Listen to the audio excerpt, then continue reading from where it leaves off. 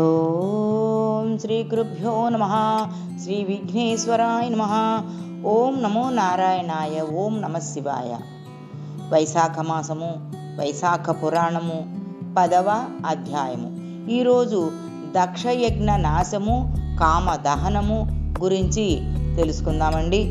మరి నిన్నటి రోజు సతీదేవి దక్షుని మాటలు విని కోపించి భర్తను నిందించిన తనకు ప్రాయశ్చితంగా యజ్ఞశాలలో అందరూ చూస్తుండగా అగ్నికుండమున తన శరీరమును విడిచిపెట్టాను.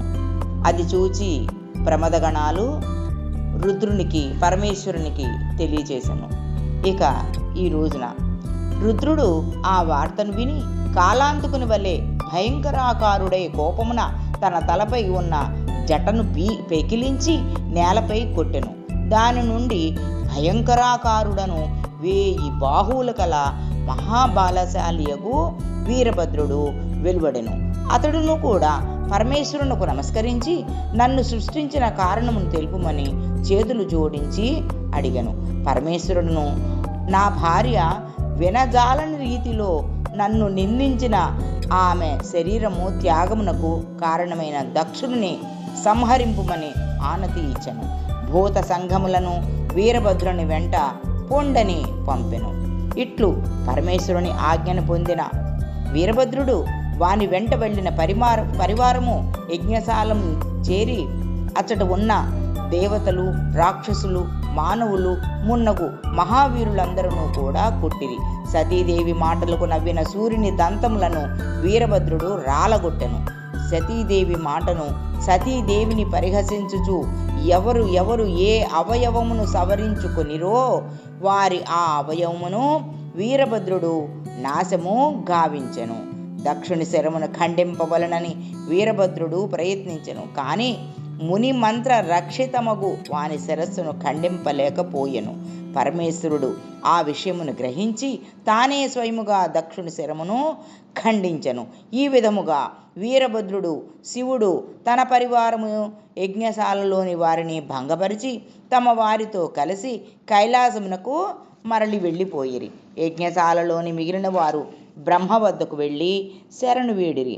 బ్రహ్మయు వారితో కలిసి కైలాసమునకు వెళ్ళెను. రుద్రుని వివిధ రీతులలో ఊరడించెను, స్తుతించెను.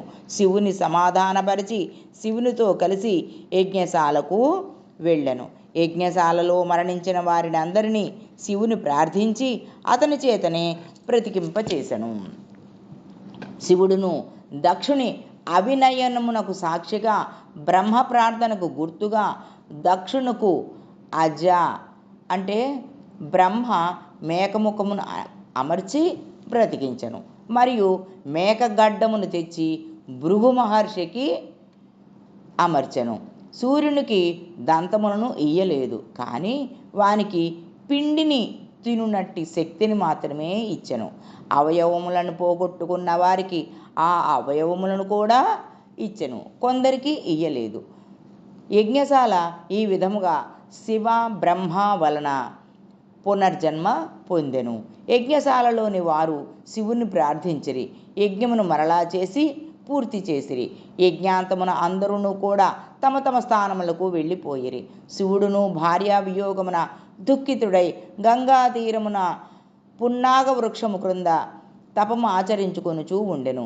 దక్షుని కుమార్తెయగు సతీదేవి శరీరమును విడిచి మేనా హిమాచలముల పుత్రికగా పుట్టి పెరుగుచూ ఉండెను. ఈ సమయమున తారకుడను రాక్షసుడు తీవ్ర తపమును ఆచరించి బ్రహ్మను మెప్పించెను. శివుని పుత్రుని వలన తప్ప మరెవ్వరి వలన మరణము లేకుండునట్లు వరమును పొందెను. పరమేశ్వరునికి భార్యయే లేదు, పుత్రుడెట్లా కలుగును? కావున నేను అవధ్యుడును, నన్ను చంపువారు ఎవరూ కూడా లేరు అని తారకుడు తలచెను. వరగర్వితుడై సర్వలోకములను సర్వదేవతలను బాధింపసాగెను. దేవతలను తన గృహములను ఊడ్చుటకును దేవతా స్త్రీలను దాసీలుగాను నియమించెను. దేవతలను బహువిధములుగా బాధించుచూ ఉండెను. దేవతలు వాని వలన బాధలను భరింపచాలక బ్రహ్మ వద్దకు వెళ్ళి తమను రక్షింపమని బహువిధములుగా ప్రార్థించిరి. బ్రహ్మయును వారి మాటలను విని ఇట్లు పలికెను, దేవతలారా, నేను తారకును. రుద్రపుత్రుని విడిచి ఎవరూ నిన్ను గెలవజారని వరమిచ్చిన మాట నిజము. రుద్రపత్నియగు సతీదేవి దక్షిణ యజ్ఞశాలలో శరీరము విడిచిపెట్టినది. ఆమె ఇప్పుడు హిమవంతుని కుమార్తె పార్వతి అని పేరుతో పెరుగుచూ ఉన్నది. రుద్రుడును హిమాలయ ప్రాంతమున తపము చేసుకొనుచూ ఉన్నాడు. కావున మీరు పరమేశ్వరుడు పార్వతితో కలిగినట్టి విధానము ఆలోచించండి అని వారికి తగిన ఉపాయమును సూచించను. వారిని యథాపూర్వకముగా ఉండుడని ఊరడించి పంపివేశను. దేవతలందరూ ఇంద్రుని ఇంట సమావేశమైతిరి. బృహస్పతితో ఆలోచించిరి. ఇంద్రుడును కూడా నారదుణ్ణి మన్మధుణ్ణి స్మరించెను. ఇంద్రుడు స్మరించినంత మాత్రమే నారదుడు మన్మధుడు ఇంద్రుని వద్దకు వచ్చిరి. ఇంద్రుడు నారదును చూచి, నారద మహర్షి, నీవు హిమవంతునకు వద్దకు వెళ్ళి దక్షయజ్ఞంన శరీర త్యాగమునర్చిన సతీదేవియే నీ కుమార్తె పార్వతిగా జన్మించినది. భార్యావియుక్తుడగు శివుడును ఈ హిమాలయ శృంగమునందే తపమాచరించుచున్నాడు. పూర్వజన్మలో పరమశివుని భార్యయై ప్రస్తుతము నీ కుమార్తెగా ఉన్న పార్వతిని ఆ శివుని సేవించుటకై పంపవలసింది. ఆమెయే శివునికి భార్య కాగలదు, శివుడే ఆమెకు భర్త కాగలడు. కావున నీవు నీ కుమార్తెను జన్మయందలి భర్తయగు శివునికి భార్యగా చేయుమని బోధింపుమని చెప్పి నారదుని హిమవంతుని వద్దకు పంపెను. నారదుడు ఇంద్రుడు చెప్పినట్లుగా హిమవంతుని వద్దకు వెళ్ళి పార్వతిని శివుని సేవకు పంపునట్లుగా, శివునికి పార్వతినిచ్చి వివాహము కావించున్నట్లుగా హిమవంతుని ప్రబోధించను. హిమవంతుడు కూడా శివుని సేవకే పార్వతిని నియమించను. నారదుని పంపిన తరువాత ఇంద్రుడు మన్మధుని చూచి, తారకాసుర పీడితులగు దేవతల హితము కొరకు, భార్యావియుక్తుడగు శివుని హితము కొరకు నీవు నేను చెప్పు కార్యమును చేయుము. నీ మిత్రుడగు వసంతునితో శివుడు తపము ఆచరించుచు ఉన్న ప్రదేశమునకు వెళ్ళు. హృదయ మనోహరములగు వసంతతర్తు శోభలను ప్రవర్తింపచేయుము. పార్వతి శివునికి సన్నిహితురాలుగా ఉన్నప్పుడు నీవు మోహబాణములను ప్రయోగింపుము. శివపార్వతులకు పరస్పరానురాగము కలిగి వారిద్దరికి సమాగము ఏర్పడినచో రుద్రపుత్రుడు జన్మించి తారకాసుర వధ జరుగును. దేవతలకు పరపీడనము పోవును. ఈ ప్రకారము చేయుమని వారిని పంపెను. మన్మధుడును ఇంద్రుని ఆజ్ఞను పాటించి మిత్రుడగు వసంతునితో, భార్యగు రతీదేవితోనూ మలయానిలాది పరివారముతోనూ శివుడున్న తపోభూమికి వెళ్ళెను. ఆ కాలమున వసంతకాలము ఆ ప్రాంతమున విజృంభించెను. ఆ ప్రాంతమంతయు కూడా బహువిధ పుష్ప సమృద్ధము, మలయానిల బహుళము అయ్యను. ఆ సమయమున తనకు పూజా పుష్పములు మున్నగు వానిని సమర్పింపవచ్చిన పార్వతితో శివుడు సంభాషించుచూ ఉండెను. మన్మధుడును శివపార్వతుల సమాగమమున ఇదియే తగిన సమయమని తలచెను. శివుని వెనక భాగమున చెట్టుచాటును నిలుచుండి ఒక బాణమును ప్రయోగించెను. మరలా ఇంకొక బాణమును ప్రయోగింప సిద్ధముగా ఉండెను. శివుడు తన మనస్సు చలించుటను గుర్తించెను. కారణం ఏమిటా అని విచారించెను. నిశ్చలమైన నా మనసిట్లు చంచల మగుడు ఏమిటి? నాకిట్టి చాంచల్యం కలిగిందేమిటి? కలిగించిన వారెవ్వరు అని విచారించి నలువైపులను పరిశీలించెను. బాణ ప్రయోగము మొనర్పుబో మన్మధుని చూచెను. తన చూపును పార్వతి నుండి మరల్చెను. మన్మధునిపై నిటలాక్షుడు తన నుదుటనున్న మూడవ కన్నును తెరిచెను. లోకభీషణమైన ఆ శివుని నేత్రాగ్ని మన్మధుని వాని ధనుర్బాణములతో దహించెను. తమ కార్యమే మగునోయోనని చూచుచున్న దేవతలు భయపడి కకావికలై పారిపోయిరి.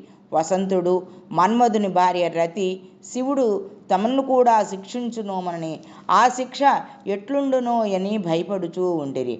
పార్వతియు భయపడి కళ్ళు మూసుకొని దూరముగా పోయెను. స్త్రీ సన్నిధానము యుక్తము కాదని పరమశివుడు అంతర్ధానమయ్యెను. మన్మధుడు చేసిన పని దేవతలకు శివునికి ఇష్టమే అయినను మన్మధునికి మాత్రం అనిష్టమైన అనర్థము కలిగినది. ఒకవేళ శివునికి దేవతలకు అనిష్టమైన పనిని చేసినచో ఇంకా ఎంతటి ఆపద మన్మధునికి కలుగునో ఎవరు చెప్పగలరు? కావున శృతకీర్తి మహారాజా, ఇక్ష్వాకు వంశముడైన హేమాంగుదుడు సత్పురుషులకు అనిష్టుడే అగును. సజ్జలను గౌరవింపక పరమాత్మకు అహితమును వైకల్యము కలవారని అప్రసిద్ధులను ఆదరించి గౌరవించుటచే చేసిన దానికి సునకాది హీన జన్మల నెత్తి బాధపడను. కావున సాధు సేవ ముఖ్య కర్తవ్యము. చూసారండి, మనం ఎంత పుణ్యం చేసుకున్నా పెద్దవారిని గౌరవించడం, సత్పురుషులను గౌరవించడం, వారిని సన్మానించడం కూడా తప్పనిసరిగా చేయవలసింది. కావున సాధు సేవ ముఖ్య కర్తవ్యము. అనాథల ఎడ దయ జాలి మితిమీరకూడదు. ఈ విషయమును గమనింపవలనని శృతదేవుడు వివరించెను. పరమశివునికి అనిష్టము చేయుటచే మన్మధుడు తరువాత జన్మయందును బాధలు పడెను. పరమ పుణ్యప్రదమైన ఈ కథను రాత్రి కానీ పగలు కానీ ఎవరు విన్నను జన్మ మృత్యువు ముసలితనము మున్నగు భయముల నుండి విడువబడుదురు, అనగా వారికి జన్మాదుల వలన భయము ఉండదు అని శృతదేవుడు శృతకీర్తికి వివరించెను. ఓం తత్సత్. రేపటి రోజున రతి దుఃఖము, దేవతల ఊరడింపు గురించి తెలుసుకుందామండి.